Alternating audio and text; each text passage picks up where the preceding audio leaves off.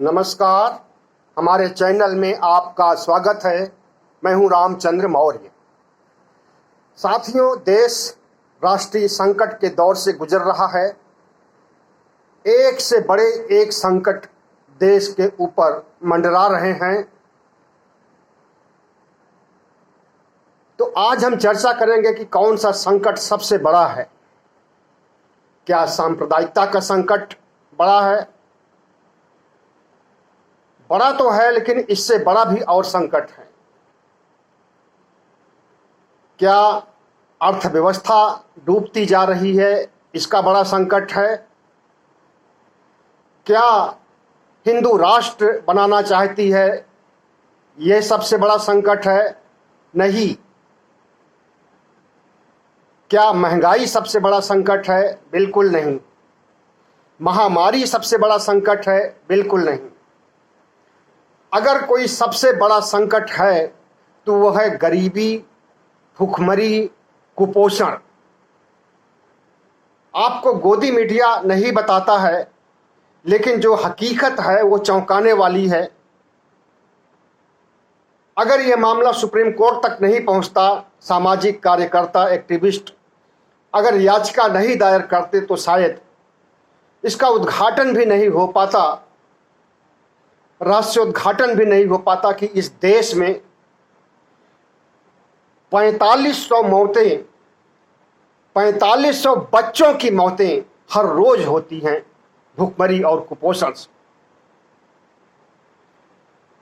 चौंकाने वाली खबर है। एक दो मौतें होती हैं तो वो राष्ट्रीय स्तर पर खबर बन जाती है। 4500 मौतें रोज होती हैं, वह कोई खबर नहीं है। जो एक दो मौतें होती हैं वो वीआईपी की होती हैं, किसी नेता की होती हैं, किसी मंत्री की होती हैं, किसी कारपोरेट की होती हैं, तो वो गूंज जाती हैं। लेकिन गरीबों और गरीबों के बच्चों की मौत जो कि भूख से हो रही है, ये खबर नहीं बनती। आपको याद होगा कि कुछ समय पहले एक खबर लीक हुई थी, वीडियो भी आया था उसका। झारखंड में एक 12-13 साल की लड़की भात भात कहते हुए दम तोड़ दी थी। उसे राशन नहीं मिल सका था सरकारी दुकानों से, क्योंकि उसका राशन कार्ड और आधार कार्ड नहीं था। राशन कार्ड तो था, लेकिन साथ में आधार कार्ड नहीं था। लौटा दिया, एक बार नहीं 3 बार लौटाया, और वो महिला अपने बच्चे को खिला नहीं सकी, भात नहीं खिला सकी, चावल नहीं दे सकी, दाल नहीं दे सकी, और वो भात भात कहते हुए मर गई। इसी तरह से आप समझिए कि रोज 4500 बच्चे भात भात कहते हुए मर रहे हैं। और हमारा देश कितना तरक्की किया है, कितना आगे बढ़ा है, और कितने लंबी डींगे हाँकी जाती हैं मेक इन इंडिया का, अमृत काल का, अमृत महोत्सव का, आज़ादी का, तमाम तरह के जश्न और मनाए जा रहे हैं।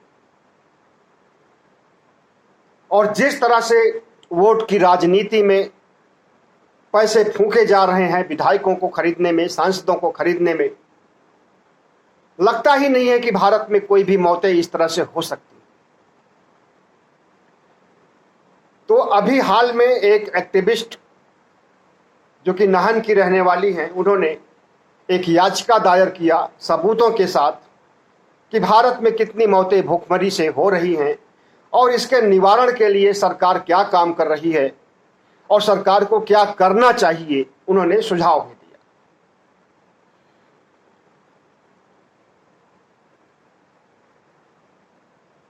सुप्रीम कोर्ट में मामला गया, 2 जजों ने इस पर सुनवाई किया और उन्होंने याचिकाकर्ता के वकील आसिमा मंडला और मंदाकिनी सिंह को कहा कि मामला बहुत गंभीर है और इस पर विचार विमर्श किया जाएगा, लेकिन अगली बार विचार करने के पहले राज्य सरकारों को और केंद्र सरकार को नोटिस भेजा सुप्रीम कोर्ट। और इसमें कई मंत्रालयों को भी नोटिस भेजा अलग से, 12 मंत्रालयों को अलग से नोटिस भेजा। कांग्रेस कार्यकर्ता कुंजना सिंह ने याचिका के बारे में पत्रकारों से बातचीत किया और जिस तरह से गमगीन माहौल में उन्होंने आंकड़ों तथ्यों को रखा वो चौंकाने वाला है। नेशनल हेल्थ सर्वे NHS की एक रिपोर्ट के अनुसार 2017 में, सरकारी रिपोर्ट है ये, 2017 में 19 करोड़ लोग हर रात बिना खाना खाए सोते थे। उनके लिए भारत सरकार ने कोई व्यवस्था नहीं किया। 19 करोड़ कम नहीं होता है। सरकारी आंकड़े हैं इसलिए इसकी सच्चाई पर भी संदेह है, लेकिन जो भी आंकड़े हैं वो कम नहीं हैं। भारत सरकार फ्री में राशन तो बांट रही है कोविड काल से, लेकिन उसके बावजूद भी अगर हर रोज 4500 बच्चे भूखमरी से मर रहे हैं, कुपोषण से मर रहे हैं, तो ये राष्ट्र के लिए शर्म की बात है और सरकार के लिए, मोदी सरकार के लिए भी शर्म की बात है। लगभग 4500 मौतों के अलावा यह आंकड़ा करीब 3 लाख तक पहुंचता है हर साल। हर साल 3 लाख बच्चे कुपोषण और भूखमरी से जान गंवा देते हैं। और भारत सरकार विकास की योजनाओं की तारीफ कितना करती है और भारत की तस्वीर किस रूप में भी प्रेषित करती है, उसे आप अच्छी तरह से जानते हैं। आपको मालूम होना चाहिए कि 2020 में ग्लोबल हंगर इंडेक्स में भारत का 94 स्थान था। 117 देशों में 94 नंबर पर था भारत। मतलब भूखमरी के शिकार जितने देश दुनिया में हैं, उनमें भारत 94 नंबर पर था 117 देशों। लेकिन 2021 की रिपोर्ट जब आती है, ग्लोबल हंगर इंडेक्स की रिपोर्ट जब आती है, तो उसमें भारत 101 पर पहुंच जाता है। भारत के बाद जो राष्ट्र हैं, जो देश हैं भूखमरी के शिकार, उनमें अफगानिस्तान, इथोपिया, दक्षिणी सूडान, सीरिया और यमन जैसे देश हैं। और सबसे नीचे सोमालिया का नाम है। और इन जगहों पर जो मौतें होती हैं अक्सर सोशल मीडिया पर दिखाई देती हैं कि गिद्ध कौवे इंतजार कर रहे हैं लोगों के मरने का। आपने भी देखा होगा सोशल मीडिया पर ऐसे तमाम फोटो, ऐसे तमाम वीडियो वायरल होते रहते हैं। तो क्या वही स्थिति हमारे देश की भी होने वाली है? नजदीक तो उनके पहुंच ही गए हैं। इस तरह से भारत सरकार को कोई चिंता नहीं है। भारत सरकार तो कहती है, सुप्रीम कोर्ट में उसने कहा कि एक भी मौतें भूख से नहीं हुई हैं भारत में, और कहा 4500 मौतें डेली हो रही हैं, रोज हो रही हैं, और सरकार कहती है कि एक भी मौतें नहीं हुई हैं। तो जब एक भी मौतें नहीं हुई हैं तो उसके लिए कोई बंदोबस्त भी नहीं करेगी सरकार। जो 4500 मर रहे हैं, इनकी संख्या बढ़ करके 5000, 6000, 10,000 हो जाए, कोई फर्क नहीं पड़ने वाला। और जहां तक बात है राज्य सरकारों का, तो ये अपने स्तर पर काम कर रहे हैं। जितने भी राज्य हैं जो कि विपक्ष जहां पर सरकार है, वहां पर मुफ्त में खाद्यान्न, खाना बना करके परोसा जा रहा है। और वहां पर ये आंकड़े कम हैं मौतों के, भूखमरी के शिकार लोगों के। तमिलनाडु में स्टालिन सरकार है, वहां पर अम्मा किचन चल रहा है, फ्री में लोगों को खाना खिलाया जाता है भरपेट। राजस्थान में अन्नपूर्णा रसोई है, सरकारी है ये। फ्री में खाना खिलाया जाता है भूखे गरीब लोगों को। कर्नाटक में इंदिरा कैंटीन है, फ्री में खाना, भरपेट खाना भूखे गरीब लोगों को। पश्चिम बंगाल में मुफ्त भोजन योजना, आंध्र प्रदेश में अन्ना कैंटीन, झारखंड में मुख्यमंत्री दाल भात रसोई। तो इस तरह से गैर बीजेपी राज्यों में गरीबों के हित के लिए, गरीबों की भुखमरी को दूर करने के लिए, या कहें कि गरीबों को जिंदा रखने के लिए, भुखमरी कुपोषण से शिकार लोगों को जिंदा रखने के लिए प्रयास हो रहे हैं। लेकिन आपने जितने नाम सुने, इसमें से भारतीय जनता पार्टी शासित कोई भी राज्य नहीं है।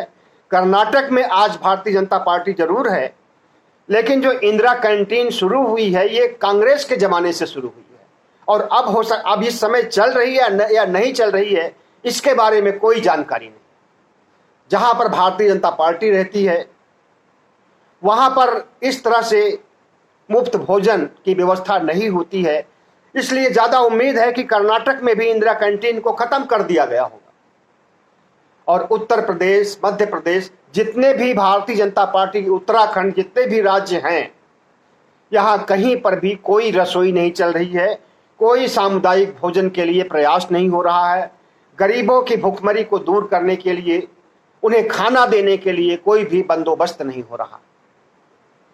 सुप्रीम कोर्ट ने सारे राज्यों को और केंद्र को सलाह दिया है, या यूं कहें कि ऑर्डर दिया है कि जहां जहां पर भुखमरी से मौतें हो रही हैं, बच्चों की मौतें, बड़ों की मौतें हो रही हैं, उन्हें मुफ्त भोजन दिया जाए। जिस तरह से अन्य राज्यों में दिया जा रहा है उस तरह से बीजेपी शासित राज्यों में भी दिया जाए। तो सुप्रीम कोर्ट की बात को भारतीय जनता पार्टी के लोग कितना मानेंगे या कितना मानते हैं उसे आप अच्छी तरह से जानते हैं। जिस तरह से सुप्रीम कोर्ट ने नूपुर शर्मा पर कमेंट किया था, तो सुप्रीम कोर्ट की जो तौहीनी, जो अपमान, जो जलालत किया था भारतीय जनता पार्टी के आईटी सेल ने, व्हाट्सएप यूनिवर्सिटी ने और भारतीय जनता पार्टी के नेताओं ने, कट्टर हिंदुओं ने जिस तरह से सुप्रीम कोर्ट को कटघरे में खड़ा किया था, भद्दी भद्दी गालियां दिया था, उसे आपने सोशल मीडिया पर अच्छी तरह से देखा होगा। और यही लोग हैं, भारतीय जनता पार्टी, आरएसएस और आईटी सेल, व्हाट्सएप यूनिवर्सिटी के लोग हैं, जो कि गरीब को गरीब बनाए रखना चाहते हैं और अमीर को अमीर बनाते जा रहे हैं। आपको पता होगा कि अडानी अंबानी की आमदनी कोविड काल में कई गुना बढ़ी है, और कोविड काल में कितने लोग घर लौटते हुए, शहरों से घर लौटते हुए, दिल्ली से, मद्रास से, बंबई से घर लौटते हुए पैदल कितने लोगों की मौतें हुई। लेकिन भारतीय जनता पार्टी आज यह स्वीकार करने के पक्ष में नहीं है कि उसके शासनकाल में भूख से कोई मौतें हो रही हैं। और आपको ये मालूम होना चाहिए कि 2014 में जब मोदी सरकार बनी थी और डॉक्टर मनमोहन सरकार की हार हुई थी, उस समय ग्लोबल हंगर इंडेक्स में भारत का 55वां स्थान था। 117 देशों में 55वें नंबर पर था भारत। और जैसे ही मोदी सरकार आती है तो 2020 में यह बढ़ करके 94 पर चला जाता है, और 2021 में 101 पर पहुंच जाता है। अब देखिए 2022 में कहां पर टिकता है ये आंकड़ा, 110 पहुंचता है या 112 पहुंचता है, या आखिरी पायदान पर 117 पर पहुंच जाएगा, सोमालिया से भी नीचे। अभी के जो हालात हैं, जिस तरह से आंकड़े छिपाए जाते हैं भारत सरकार द्वारा, भारतीय जनता पार्टी के द्वारा, जितने पॉजिटिव आंकड़े होते हैं उसे तो धूमधाम से प्रसारित किया जाता है। अभी 2 दिन पहले प्रधानमंत्री ने बड़े गर्व से सीना 56 इंच का सीना ठोक करके कहा था कि 200 करोड़ लोगों को टीका लग चुका है कोविड का। कोविड महामारी का अता पता ही नहीं है और टीका पर टीका लगाते जा रहे हैं और उसके लिए सीना ठोक रहे हैं। और ये मौतें जो हो रही हैं इसको सिरे से नकार रहे हैं। तो इस सरकार को क्या कहा जाए? क्या ये झूठे आंकड़े हैं? और झूठे आंकड़े हैं तो इस पर सुप्रीम कोर्ट ने कैसे विश्वास कर लिया? कैसे सामुदायिक रसोई को, कैसे सार्वजनिक रसोई को चलाने की बात केंद्र सरकार और राज्य सरकार को के सचिवों को कह रही है? सुप्रीम कोर्ट निर्देश दे रही है कि जहां पर मुफ्त भोजन नहीं दिया जा रहा है वहां पर भी सामुदायिक रसोई का शुरुआत होनी चाहिए। तो साथियों, हमारा देश वैश्विक भुखमरी सूचकांक पर रैंकिंग में कितना नीचे चला गया है और कितना नीचे जा रहा है 2015 से ही कुछ नहीं कहा जा सकता है। महंगाई कहां से कहां पहुंच गई कुछ नहीं कहा जा सकता कि कब दूर होगी महंगाई। और यह देश जिस तरह से सांप्रदायिकता की आग में आए दिन झुलसता रहता है वह भी किसी से छुपा नहीं हुआ है। अर्थव्यवस्था तहस नहस हो चुकी है। देश के ऊपर जितना बड़ा संकट आज है इतना बड़ा संकट कभी नहीं रहा है। और जब इस देश की सियासत संकट को स्वीकार करना ही नहीं चाहती है तो संकट को दूर करने के लिए उसके द्वारा प्रयास भी नहीं होगा, निश्चित है। ऑक्सफैम एक संस्था है विश्व स्तर की जो कि गरीबों की भुखमरी मिटाने का प्रयास करती है। उसका कहना है कि हर मिनट में 11 मौतें दुनिया में भुखमरी से हो रही। हर मिनट में 11 मौतें। और आपको मालूम होना चाहिए कि जब कोविड काल बुलंदियों पर था, कोविड-19 शिखर पर था, तो उस समय दुनिया में कोविड की वजह से 1 मिनट में 7 मौतें होती थी। तो क्या ये भुखमरी की समस्या कोविड की समस्या से बड़ी नहीं है? सोचना होगा आपको भी, हमें और सबको, कितनी बड़ी समस्या है और इसे सरकार स्वीकार करने के पक्ष में नहीं।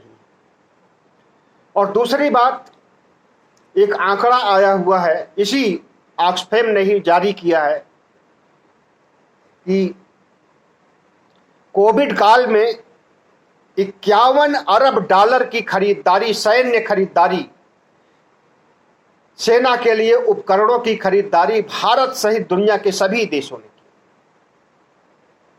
51 अरब डॉलर सैन्य रक्षा के लिए खरीदारी। और संयुक्त राष्ट्र संघ को भुखमरी से निपटने के लिए, कुपोषण से निपटने के लिए, विश्व भर के कुपोषण से, कोई भारत की बात नहीं कह रहे, इससे आधा पैसा या आधे का आधा, आधे का और आधे का आधा की जरूरत है। अगर 51 अरब डॉलर जो सैन्य पर खर्च किया गया उसका 1/4 भी भुखमरी और कुपोषण के लिए खर्च किया जाता तो जो 1 मिनट में 11 मौतें हो रही हैं नहीं होती। और भारत में जो एक दिन में 4500 मौतें हो रही हैं नहीं होती। जितनी फिजूल खर्ची है अगर उसे रोक दिया जाए और भूख और कुपोषण पर खर्च किया जाए, जिस तरह से एमएलए को खरीदा जाता है करोड़ों दे करके, जिस तरह से कोई सरकार, राज्य सरकार काम करती रहती है तो उसे गिराने का कुचक्र रचा जाता है और पैसों से खरीदा जाता है। तो जितने पैसों से खरीदा जाता है उसका 1/4 भी कुपोषण पर खर्च कर दिया जाए तो ये मौतें रुक सकती हैं। लेकिन नहीं, जो गरीब हैं, भुखमरी के शिकार हैं, उनकी चिंता सरकार को नहीं है। सरकार तो अमीरों का लोन माफ करती है, अडानी अंबानी का लोन माफ करती है, और वो थोड़ी मात्रा में नहीं, लाखों करोड़ों की मात्रा में माफ करती है। और गरीबों से तो उनके दूध पर भी, पनीर पर भी, और दूध से बने जितने प्रोडक्ट होते हैं उन पर भी जीएसटी वसूल की जाती है। तो ये भारत सरकार का दोहरा चरित्र है। कहने के लिए सबका साथ सबका विकास किया जाता है, कारपोरेट का विकास। गरीब पहले से गरीब थे, आज भी गरीब हैं, आगे भी गरीब है। भूखमरी से पहले भी मरते रहे हैं, आज भी मरते रहे हैं। आज इनकी संख्या 3 गुना 4 गुना ज्यादा हो गई है, और इसके आगे भी ये संख्या बढ़ जाए, लेकिन भारत सरकार को कोई चिंता नहीं है, कोई गम नहीं है, क्योंकि उसके बच्चों की तो मौत हो नहीं रही है। भारतीय जनता पार्टी के नेताओं कार्यकर्ताओं की तो मौत भूखमरी से हो नहीं रही है। और जब तक उसे अपने पन का या अपनी पार्टी का या अपने लोगों की मौत का गम नहीं होगा, तब तक वो दूसरों के गम को, खास करके विपक्ष के गम को और गरीबों के गम को अपना गम नहीं समझ सकती है।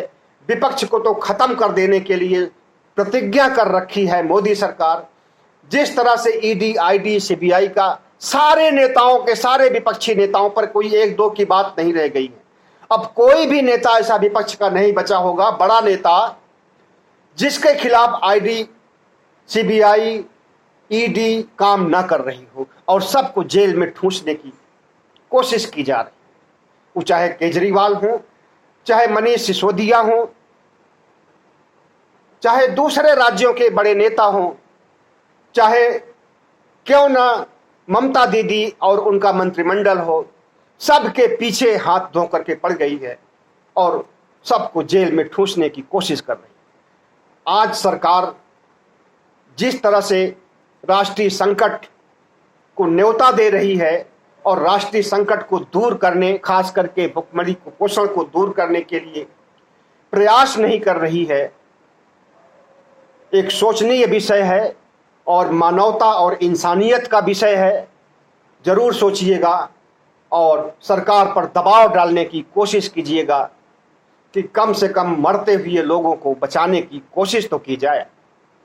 बहुत बहुत धन्यवाद। हमारे चैनल को सब्सक्राइब कीजिएगा, लाइक कीजिएगा और शेयर कीजिएगा, क्योंकि जो बात गोदी मीडिया नहीं बताती है आपको, वो बात हम बताते हैं और उसका अपने ढंग से विश्लेषण करते हैं।